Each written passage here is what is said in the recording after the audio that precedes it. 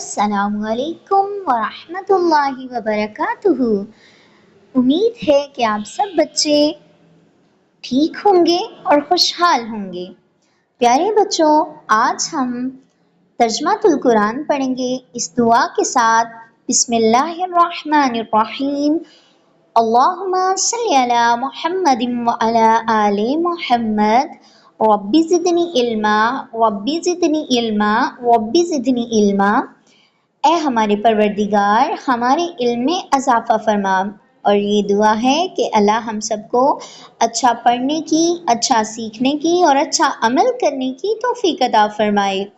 جی پیارے اسٹوڈنٹس، تو آج ہم ترجمۃ القرآن کا چیپٹر سورۃ الاخلاص پیج نمبر 39 پڑھیں گے۔ پیج نمبر 39 کے اوپر سورۃ الاخلاص ہے۔ اخلاص کا معنی ہے صاف کرنا، خالص کرنا۔ اب دیکھیں، ہم اللہ پہ ایمان رکھتے ہیں، ٹھیک ہے، تو ہم اللہ کے لیے اپنے ایمان کو، اپنے دل کو صاف کرتے ہیں کہ ہمارے دل میں صرف اور صرف ایک خدا بستا ہے۔ اب اخلاص کا معنی ہے کہ آپ اپنے آپ کو صاف کر لیں، اپنے آپ کو خالص بنا لیں۔ کس کے لیے؟ اللہ کے لیے۔ اس صورت نے شرک کی تمام صورتوں کو غلط قرار دے کر خالص توحید ثابت کی ہے، اسی لیے اس صورت کو سورۃ اخلاص کہا جاتا ہے۔ آپ سے اگر پوچھا جائے کہ اخلاص کا معنی کیا ہے، یا یہ پوچھا جائے کہ اس کا نام سورۃ الاخلاص کیوں رکھا گیا ہے، تو پھر آپ یہ بتائیں گے کہ اخلاص کا معنی ہے صاف کرنا، خالص کرنا۔ اور اس سورت کو سورۃ الاخلاص اس لیے کہا جاتا ہے کہ اس سورت نے شرک کی تمام صورتوں کو غلط قرار دے کر خالص توحید ثابت کی ہے، یعنی کہ ہم اور کسی کو بھی اپنا معبود، اپنا خدا نہیں مانتے، ہم شرک سے بچ جاتے ہیں اور خالص اللہ کی توحید پر ایمان رکھتے ہیں۔ اب سورۃ الاخلاص پڑھنے سے ہمیں کیا ملے گا؟ اس کی فضیلت کیا ہے؟ اس کا فائدہ کیا ہے؟ تو پیارے بچوں، سورۃ الاخلاص بہت فضیلت والی سورت ہے۔ اس سورت کو حضرت محمد رسول اللہ ختم النبیین صلی اللہ علیہ وآلہ وسلم نے 1/3 قرآن کے برابر قرار دیا۔ اس کا مطلب پتہ کیا ہے؟ اگر آپ 3 مرتبہ سورۃ اخلاص پڑھیں گے تو آپ کو پورا ایک قرآن مجید پڑھنے کے برابر ثواب ملے گا۔ حضرت محمد رسول اللہ ختم النبیین صلی اللہ علیہ وآلہ وصحبہ وسلم کو اس سورت سے بہت محبت تھی۔ ہمارے جو نبی پاک ہیں وہ اس سورت سے بہت محبت کرتے تھے، تو ہمیں بھی محبت کرنی چاہیے۔ آپ صلی اللہ علیہ وآلہ وسلم نمازوں میں اس سورت کی تلاوت فرمایا کرتے تھے، اسی لیے تو آج بھی جب ہم نماز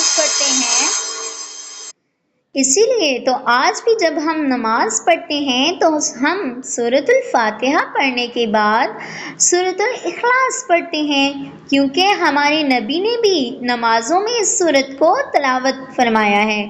حضرت محمد رسول اللہ ختم النبیین صلی اللہ علیہ وآلہ وصحبہ وسلم کے مبارک زمانے میں ایک صحابی رضی اللہ تعالیٰ عنہ اکثر نمازوں میں سورۃ الاخلاص کی تلاوت کیا کرتے تھے۔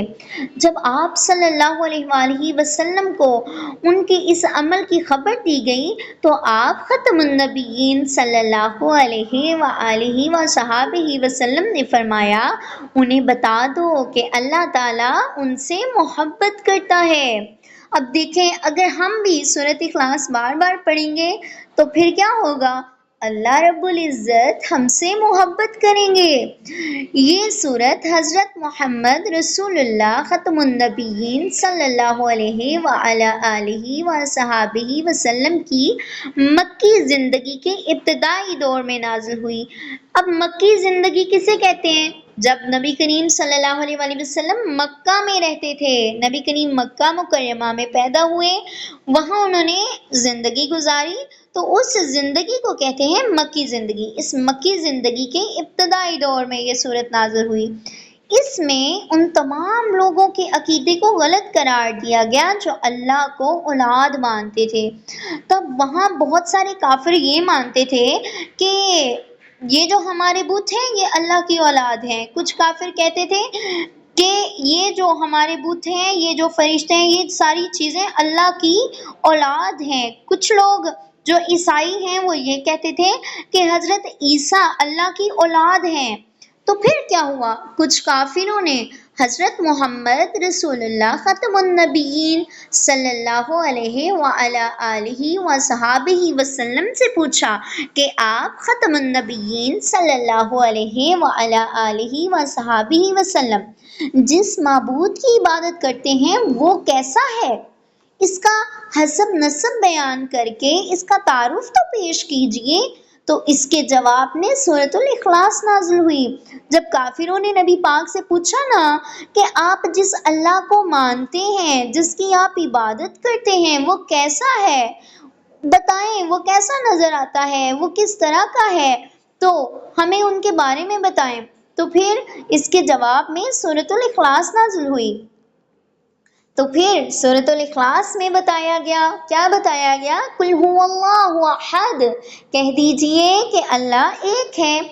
اب دیکھیں پیارے بچوں، سورۃ الاخلاص کا مرکزی خیال، سورۃ الاخلاص کا مرکزی خیال توحید کا جامع بیان ہے، یعنی کہ اس سورت میں مکمل طور پہ، جامع کہتے ہیں مکمل بیان، ٹھیک ہے، جامع طور پر توحید کو بیان کیا گیا ہے۔ اب دیکھیں اس صورت میں توحید کا تعارف کرایا گیا ہے اور یہ بتایا گیا ہے کہ اللہ تعالیٰ ایک ہے، نہ اس کا کوئی باپ ہے اور نہ کوئی اولاد ہے اور نہ ہی کوئی کسی اعتبار سے اس جیسا ہے۔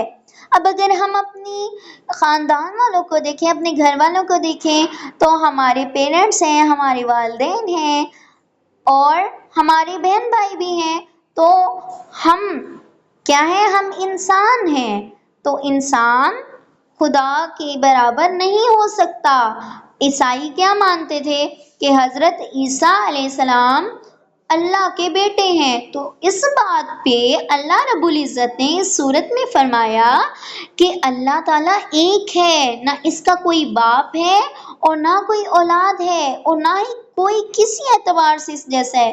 تو انسان اللہ جیسا نہیں ہو سکتا، یعنی کہ اللہ کے برابر کوئی بھی چیز نہیں ہے۔ اللہ کے برابر اس دنیا میں، اس کائنات میں کوئی بھی نہیں ہو سکتا، کیونکہ قل هو اللہ احد، اللہ ایک ہے۔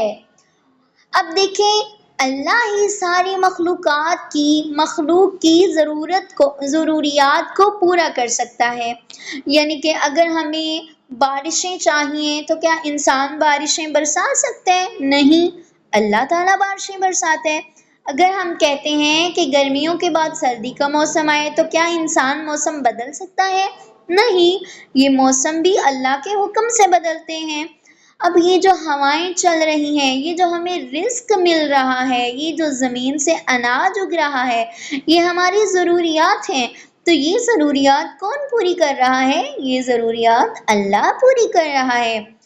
وہ شریک، اولاد اور یعنی ہمسر کسے کہتے ہیں؟ ہمسر کہتے ہیں برابری کرنے والے کو، یعنی کہ اللہ شریک، اولاد اور ہمسر یعنی برابری کرنے والے سے پاک اور یکتا ہے۔ یکتا کہتے ہیں ایک کو، جو ایک ہوتا ہے، واحد ہوتا ہے۔ اس صورت میں تمام انسانیت کو توحید کی تعلیم دی گئی ہے۔ توحید کسے کہتے ہیں؟ توحید کہتے ہیں اللہ کو ایک ماننا، یعنی کہ اس صورت میں تمام انسانیت کو توحید کی تعلیم دی گئی۔ اس صورت کے مضامین کی روشنی میں اللہ تعالیٰ کے بارے میں ہمارا عقیدہ یہ ہونا چاہیے کہ وہ یکتا ہے، یعنی کہ اللہ ایک ہے، اس جیسا کوئی نہیں۔ تو پیارے بچوں، یہ تھا ہمارا چیپٹر سورۃ الاخلاص۔ اب معلومات پڑھتے ہیں۔ یہ حدیث لکھی ہوئی ہے، نبی کریم خاتم النبیین صلی اللہ علیہ وعلی آلہ وصحابہ وسلم نے فرمایا، جس شخص نے سورۃ الاخلاص کو 10 مرتبہ پڑھا، اللہ تعالیٰ اس کے لیے جنت میں ایک محل تیار فرما دیں گے۔ یعنی کہ دیکھیں، اگر ہم بھی سورۃ الاخلاص کو 10 بار پڑھیں گے تو ہمارے لیے جنت میں کیا بنے گا؟ ہمارے لیے اللہ جنت میں ایک محل تیار فرما دیں گے۔ تو پیارے بچوں، اب آپ سب نے کوشش کرنی ہے کہ ہم زیادہ سے زیادہ سورۃ الاخلاص پڑھیں، کیونکہ اس کو پڑھنے سے ہمیں ڈھیر سارے فائدے ملتے ہیں۔ اب دیکھیں تمام بچے مل کے پڑھیں گے، یعنی کہ اب میرے ساتھ آپ نے یہ پڑھنا ہے، بسم اللہ الرحمن الرحیم، قل هو اللہ احد اللہ الصمد لم یلد ولم یولد ولم یکن لہ کفوا احد۔ ایک بار پھر سے پڑھیں گے، بسم اللہ الرحمن الرحیم، قل هو اللہ احد اللہ الصمد لم یلد ولم یولد ولم یکن لہ کفوا احد۔ اب آپ سب نے زیادہ سے زیادہ کوشش کرنی ہے سورۃ الاخلاص پڑھنے کی۔ اب دیکھیں اس میں آیتیں کتنی ہم نے پڑھی، اس میں 4 آیتیں پڑھی، اس میں رکوع کتنے ہیں، اس میں 1 رکوع ہے، اور سورۃ الاخلاص کب نازل ہوئی؟ یہ نبی کریم کی مکی زندگی کے ابتدائی دور میں، یعنی کہ پھر یہ کون سی صورت ہوئی؟ یہ صورت مکی صورت ہوئی۔ اب پیارے بچوں ہم کریں گے MCQs۔ اب یہ جو مشکل الفاظ ہیں یہ آپ نے یاد کرنے ہیں، اور یہ الفاظ آپ نے اپنی کاپی پہ بھی لکھنے ہیں، ٹھیک ہے؟ احد ایک، لم یلد نہ وہ کسی کا باپ ہے، کفوا برابر، الصمد بے نیاز، لم یولد نہ وہ کسی کا بیٹا ہے۔ تو یہ ہیں ہمارے ذخیرہ قرآنی الفاظ، یعنی کہ ان کو آپ نے، عربی تو آپ کو آتی ہے، یہ آپ کو سوال دیا جائے گا، عربی الفاظ لکھے ہوں گے، آپ نے ان کے معنی لکھنے ہیں اردو میں۔ اب ہم مشق کو دیکھتے ہیں، مشق میں کیا ہے؟ درست جواب کی نشاندہی کریں، 1/3 قرآن مجید کے برابر ہے۔ جی کون سی صورت ہے؟ سورۃ الاخلاص۔ سورۃ الکافرون، سورۃ فلق اور سورۃ ناس 1/3 قرآن کے برابر نہیں ہے۔ کون سی صورت ہے؟ سورۃ الاخلاص۔ اب دوسرا دیکھیں، سورۃ الاخلاص کا مرکزی خیال ہے، جی ابھی ہم نے پڑھا، کون سا مرکزی خیال ہے؟ توحید۔ سورۃ الاخلاص کا مرکزی خیال توحید ہے۔ اب اللہ تعالیٰ پاک ہے، شریک سے، اولاد سے، ہمسر سے، تینوں سے۔ ابھی ہم نے پڑھا نا کہ اللہ تعالیٰ شریک سے بھی پاک ہے، اولاد سے بھی پاک ہے، ہمسر سے بھی پاک ہے، تو درست جواب ہوگا تینوں سے۔ سورۃ الاخلاص میں مکمل نفی کی گئی ہے، جادو کی، توہم پرستی کی، جہالت کی، شرک کی۔ ابھی ہم پڑھ کے آئے کہ سورۃ الاخلاص میں شرک کی نفی کی گئی ہے۔ سورۃ الاخلاص نازل ہوئی، جی کب نازل ہوئی؟ ابھی ہم نے پڑھا، سورۃ الاخلاص نازل ہوئی مکی زندگی کی ابتدا میں۔ اب سورۃ الاخلاص کی فضیلت تحریر کریں، یہ مختصر جواب آتے ہیں، تو آپ آ جائیں پچھلے پیج کے اوپر، یہاں سے لے کے یہاں تک آپ کا یہ دیکھیں، سورۃ الاخلاص بہت فضیلت والی صورت ہے۔ اس صورت کو حضرت محمد صلی اللہ علیہ وآلہ وسلم نے 1/3 قرآن کے برابر قرار دیا۔ یہ آپ کا پہلا شارٹ کوشچن ہے۔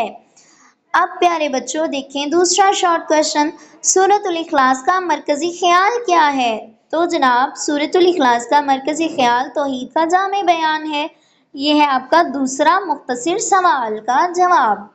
اب تیسرا مختصر سوال دیکھیں، سورۃ الاخلاص میں توحید کا تعارف کیسے کرایا گیا ہے؟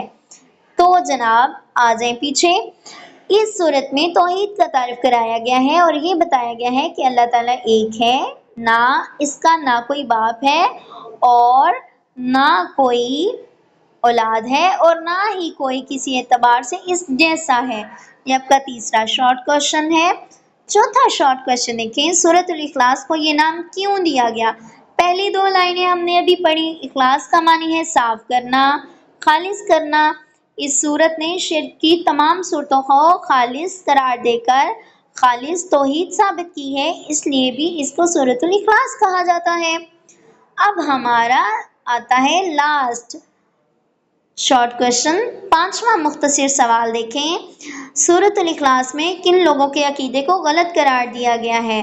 تو آ جائیں پیچھے، یہ دیکھیں اس میں ان تمام لوگوں کے عقیدے کو غلط قرار دیا گیا ہے جو اللہ تعالیٰ کی اولاد مانتے تھے۔ یہ آپ کا 5واں مختصر سوال کا جواب ہے۔ اس میں ان تمام لوگوں کے عقیدے کو غلط قرار دیا گیا جو اللہ کی اولاد مانتے تھے۔ پیارے بچوں، اب آپ نے کیا کرنا ہے؟ آپ نے کرنا ہے کہ یہ الفاظ معنی یاد کرنے ہیں۔ اس کے بعد جو سوال نمبر 2 ہے، مختصر سوال کے جواب دیجئے۔ تو یہ آپ کو مارک کروا دیے گئے ہیں۔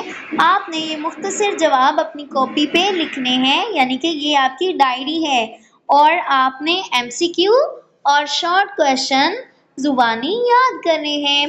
خوش رہیں، مسکراتے رہیں اور سورۃ الاخلاص کی تلاوت کرتے رہیں۔ اللہ حافظ۔